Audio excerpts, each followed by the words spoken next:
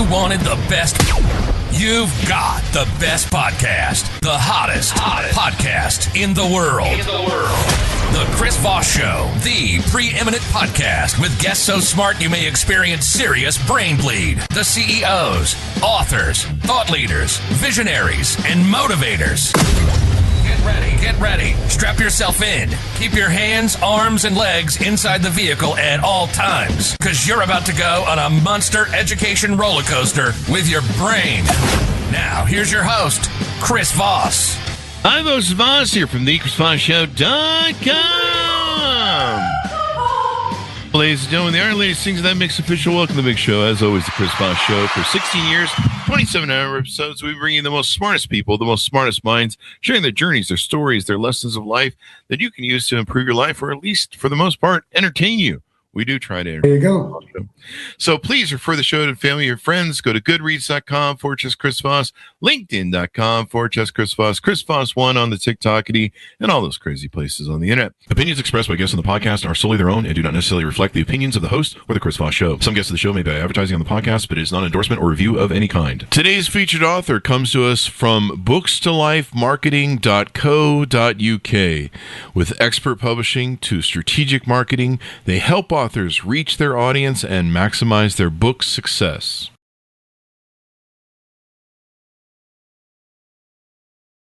Today we have an amazing young man on the show. We're going to be talking about his 3-book trilogy series, and we're going to get into it with him. We're going to lead off with his latest book called Seesaw, out December 2nd, 2024, by Arthur Day. Arthur has written 5 books: Seesaw, Death at Dawn, When Fear Knocks, The Velvet Trap, Samson, and Delilah, and he currently lives in Simsbury, Connecticut. Welcome to the show, Arthur. How are you?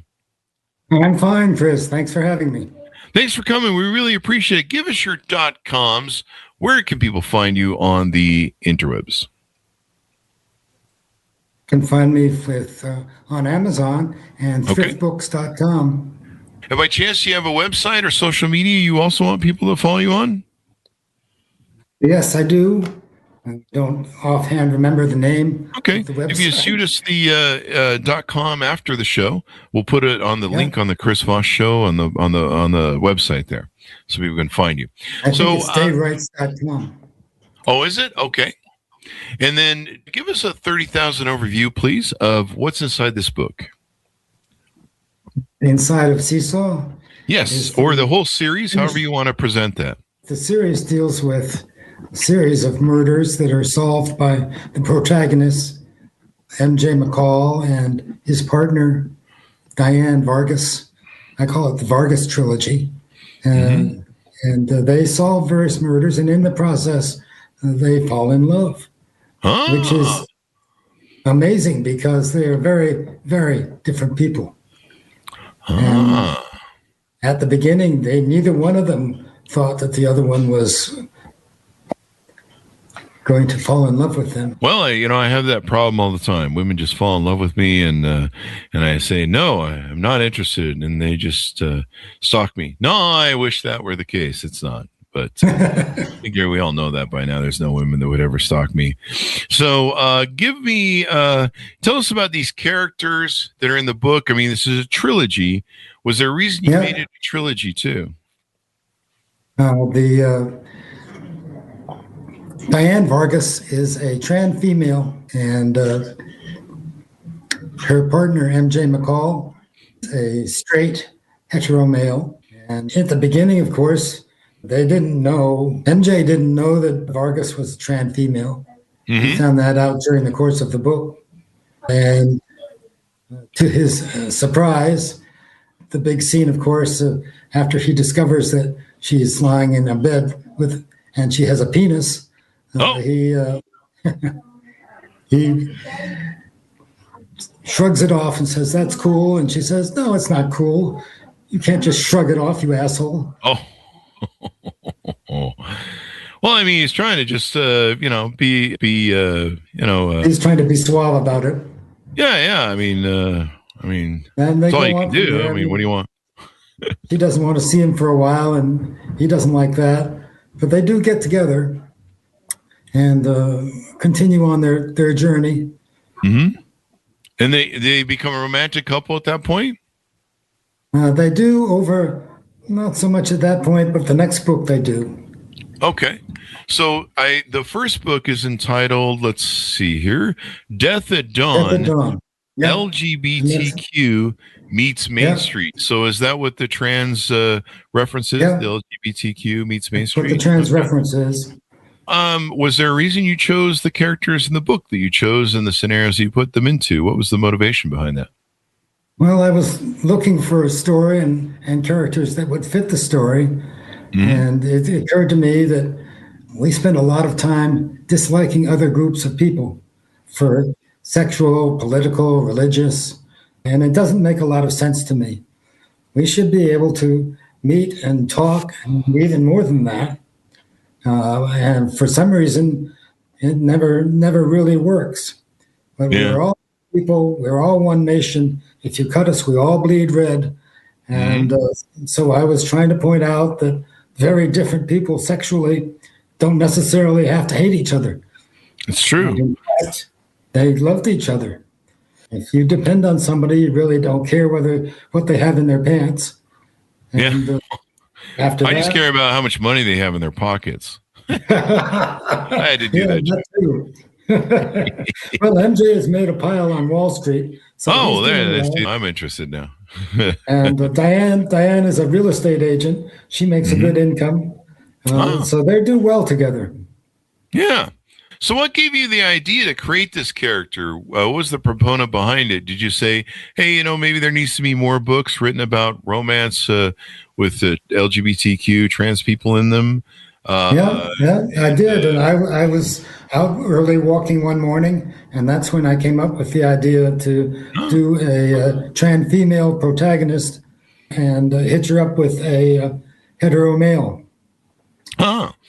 Was there anything in your life, your experience? Have you ever met trans people? Maybe you, had a friend or something. What was the inspiration for the books?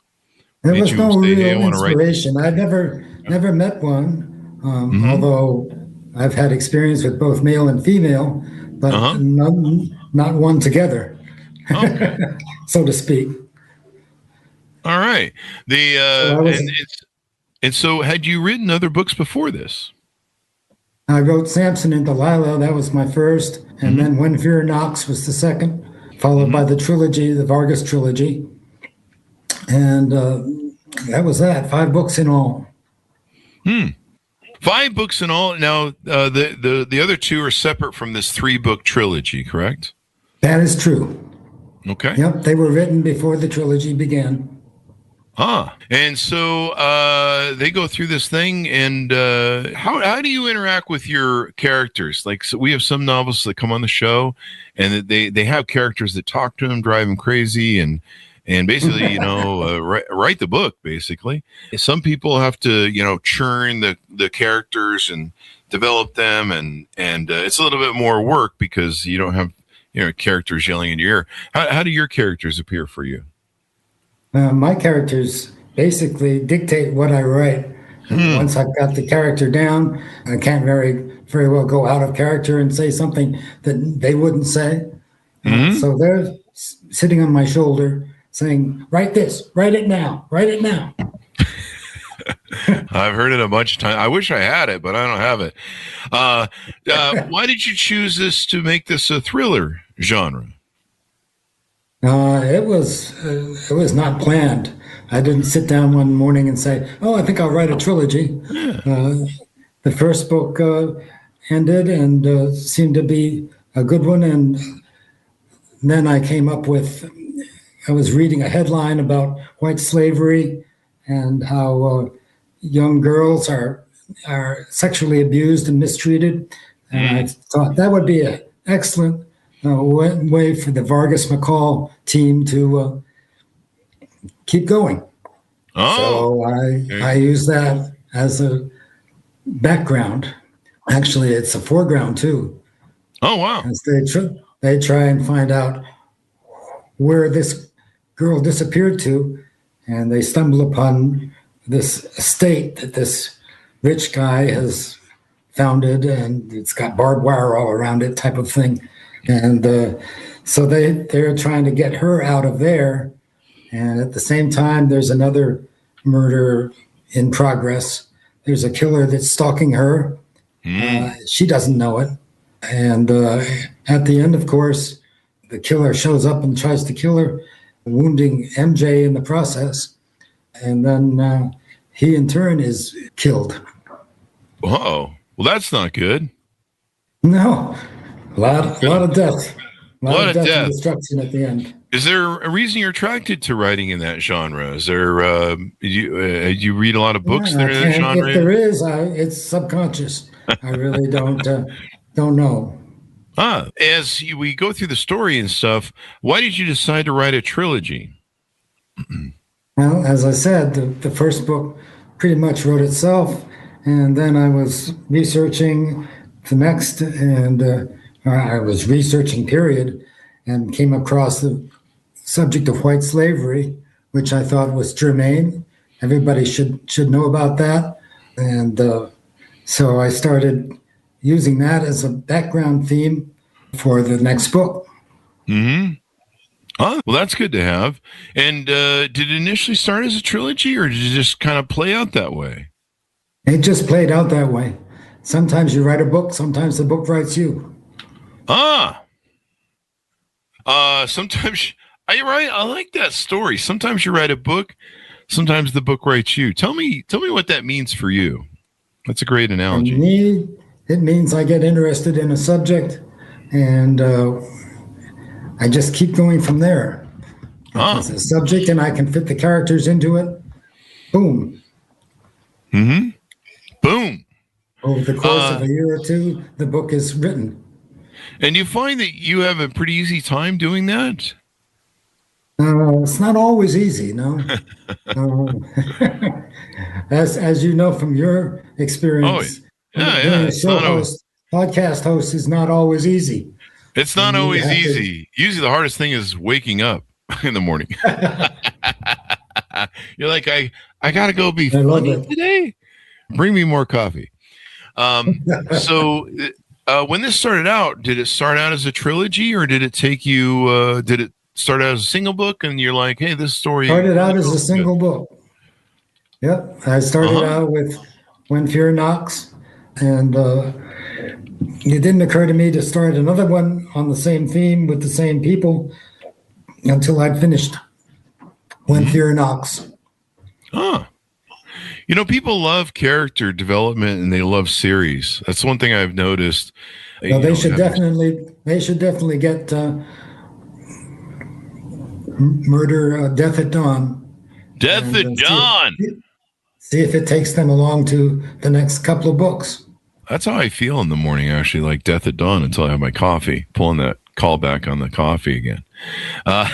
So the other question I had for you was, what role do you think writers play in a world where there is almost everything instantly available? You know, YouTube, you can watch a movie on demand, yada, yada, yada. What role do writers play? You know, I think we really provide a background to people that want to know more, and more specifically about a certain subject or subjects. Provide the intelligentsia, I guess you could call it. People that like to read. I have a step cousin who reads prolifically, so reading has not gone out of fashion. She had a room that's just covered with, it's one big library, really. And so there are people that love books, and sometimes writing the printed word gives them a reason to be entertained, to learn, to educate themselves.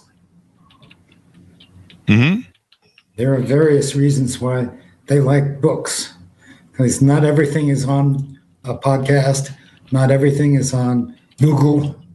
Wait, not everything's in a podcast? We've been doing this for 17 years and 2,700 episodes. I thought we did everything.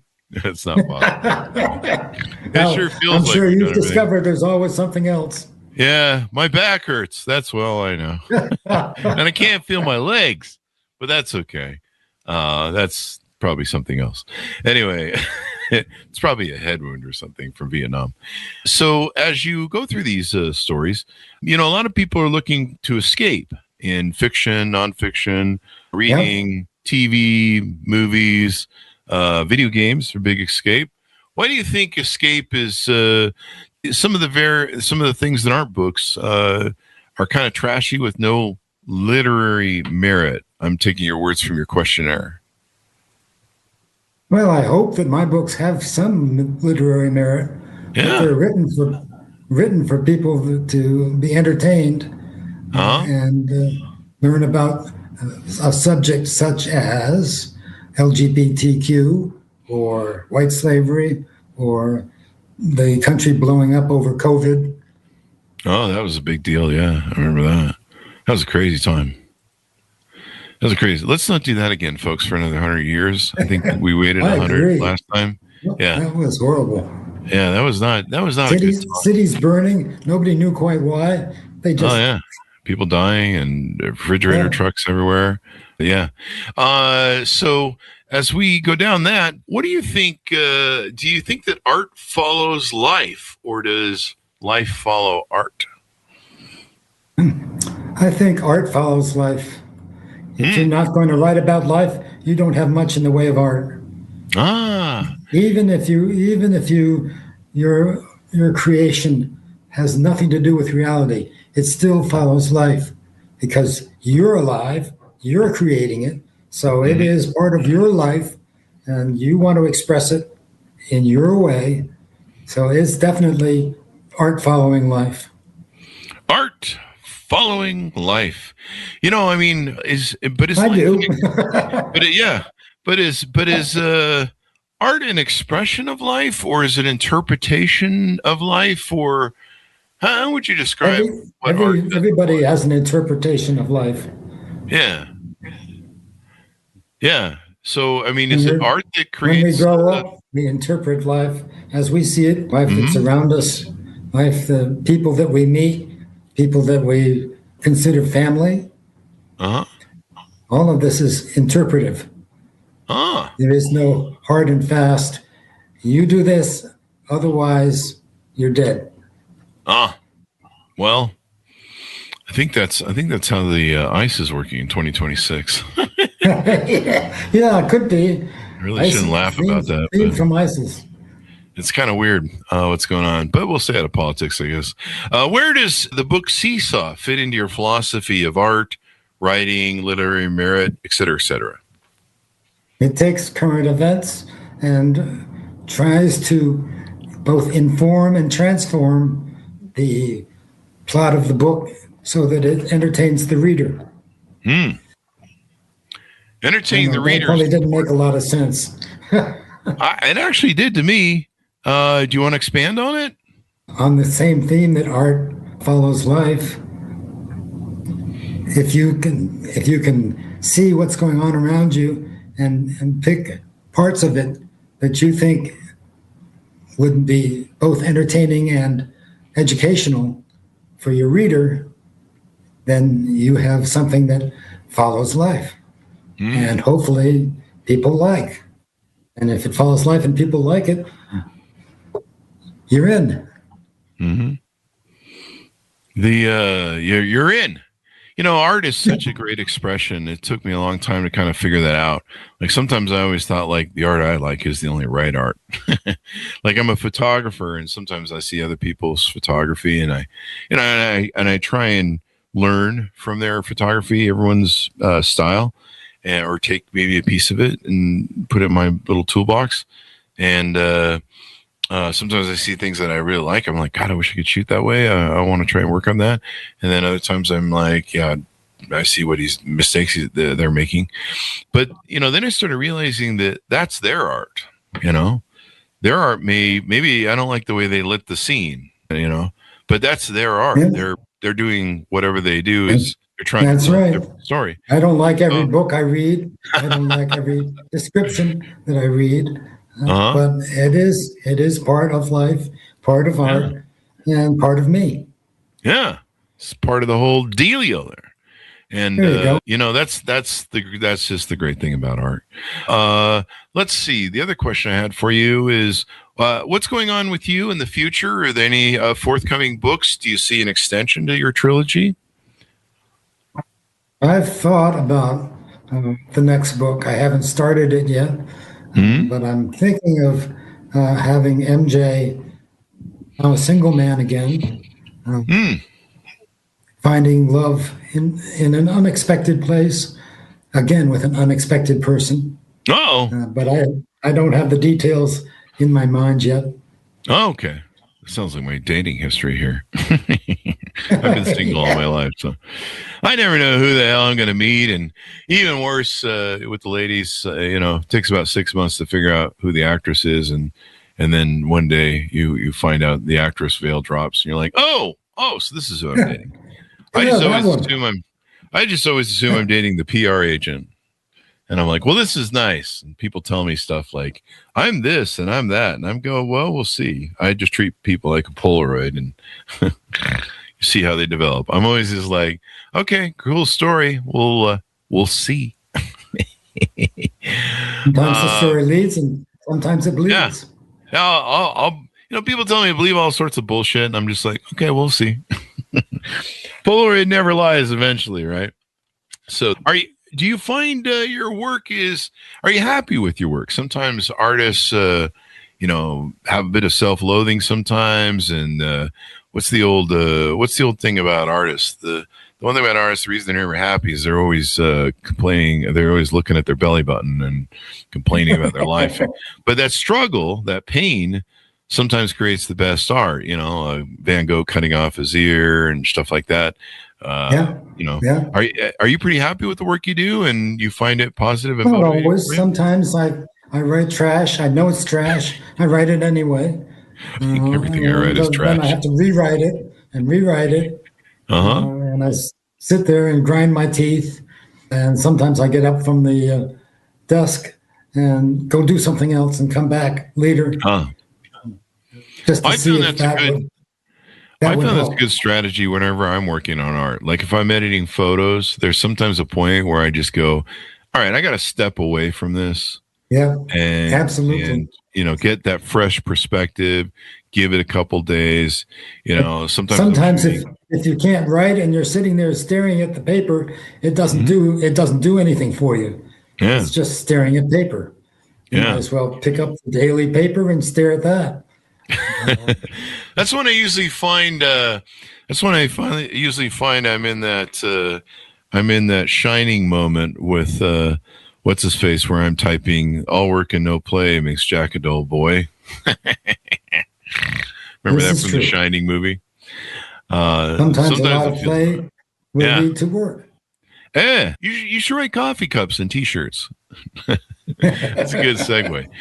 So when did you know that you were a writer? When did you first, the epiphany first come to you where you're like, hey, I should start writing? I've really always been writing. I have 2 daughters, and I wrote poems for one and songs for the other. Uh-huh. And it wasn't until I was 60-ish, call it 60, 61, somewhere in there, that I actually wrote something I thought was worth publishing.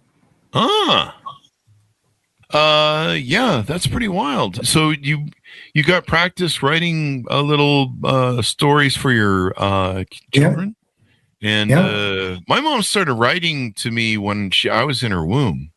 Was it kind of like one of those things where you started really early writing to them as kids? Yeah, I don't know about writing in the womb, but I definitely started early. Yeah. She was writing to me. Well, she had me in the womb. Just want to clarify that.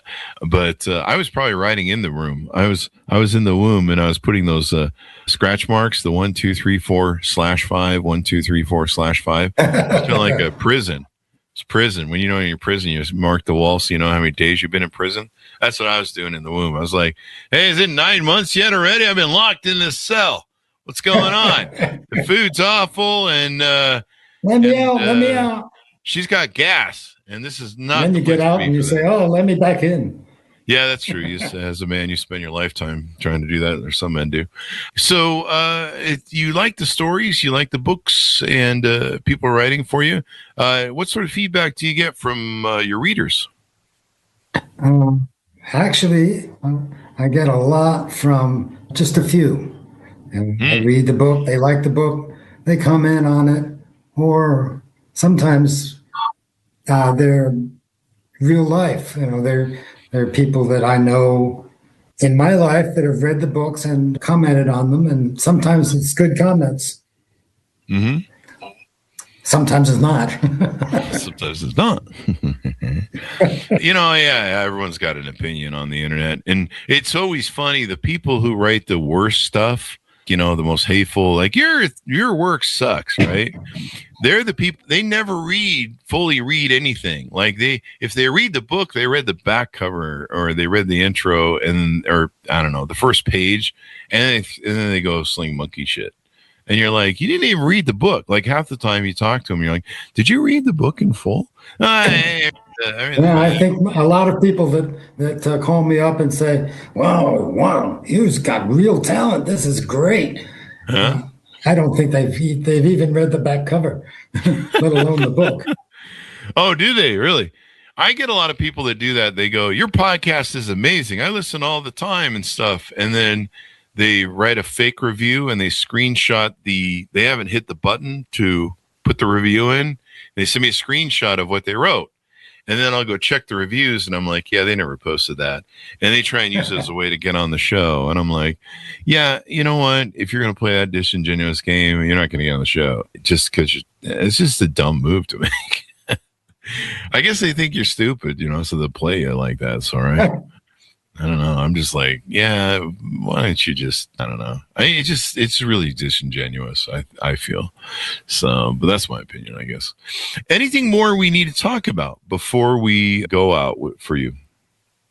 Can't think of anything. I think we've covered all of the essential facets of writing, creating, loving. Mm-hmm. Loving is always good. Have some love and all that good stuff. So let's see.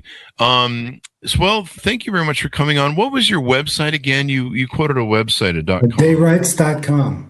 Dave Wright. D-A-Y. D-A-Y. Wrights, R-I-G-H-T-S? W-R-I-T-E-S. Oh, okay. Wrights. Okay. Right. .com. Yeah. .com. There's a few ways to interpret that. D-A-Y. Wrights.com. Yeah, there are. D-A-Y Wrights.com. I think I'm getting a Wix. This domain has flown away. So I may not have this typed in right. Anyway, after the show, we'll get together and we'll get this right. Give me any other places you want people to find you on the interwebs and a final pitch out to people to pick up your book. I think I have an earlier show on YouTube. I don't know if it's still on YouTube. But you can type in my name and see what comes up. Mm-hmm. I'm looking forward to seeing your show on YouTube. Oh, and of figuring out course, what a fool I've made of myself. Oh, no, you've done fine. You've done excellent. You've been a wonderful guest, and you've done a great job. And I think people are excited. The people love trilogies and series. Because I had a real attack of nerves just before we went on air. Oh, did you? Oh, we're really nice. We don't bite, and we try and make you look good. I had somebody ask me one time, they go, you do, you're very successful. They go, yeah, I had someone who wrote me one time, and I think they just had an anxiety attack, and they wrote me, and they go, I decided not to do your show. And it was like an hour before. And they go, I think you're just gonna try and attack me with attack questions, and you're gonna gotcha stuff. Like, oh, we caught you lying or something. And I'm like, have you watched the show? It's not a gotcha show. We're not here. Okay, my daughter just handed me I made a mistake. Not unusual. The website is arthurdaywrights.com. Oh, okay. ARTHUR Day Wrights. D-A-Y. arthurdaywrights.com. There we go. I've got the right one up here. The published works of the passionate storyteller. All right, so we've got that out for the audience there. Well, thank you very much, Arthur, for coming on the show. We really appreciate it. Well, thank you for having me. Thank been a you. pleasure. Yes, and we'll look forward to future works. Folks, order up his book wherever fine books are sold. The latest one we talked about was Seesaw, with out December 2nd, 2024. You can get the other books in the series as well. There's Death at Dawn, LGBTQ Meets Main Street, and The Velvet Trap. Thanks so much for tuning in. Go to goodreads.com/Chris Voss, linkedin.com/Chris Voss, Chris Voss 1 on the TikTokity, and all those crazy places. Looks like we had some family come in and give you some support. Go Dad from Lucy. And Go Grandpa from Hard Hat Kid. So we got the whole family in here cheering for you. Family. Good fun. And thanks for tuning in. Be good to each other. Stay safe. We'll see you next. You've been listening to the most amazing, intelligent podcast ever made to improve your brain and your life. Warning, consuming too much of the Chris Voss Show podcast can lead to people thinking you're smarter, younger, and irresistible sexy. Consume in regularly moderated amounts. Consult a doctor for any resulting brain bleed.